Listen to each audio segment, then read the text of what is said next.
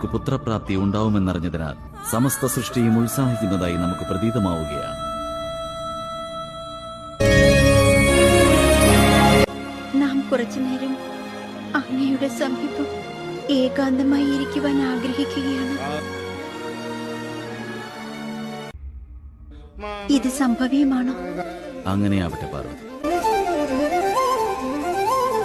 എവിടേക്ക് പോകുവാനാണ് ആഗ്രഹം? നാം ആഗ്രഹിക്കുന്ന ഏകാന്തത നമുക്ക് പ്രാപ്തമാകുന്നത് അമർനാഥ് ഗുഹയിൽ നിന്ന് മാത്രമായിരിക്കും സ്വാമി.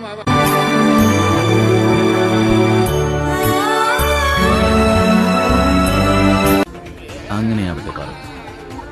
നാം ശീഘ്രം തന്നെ അമർനാഥിലേക്ക് പ്രയാണം ആരംഭിക്കുന്നതാണ്. വന്നാൽ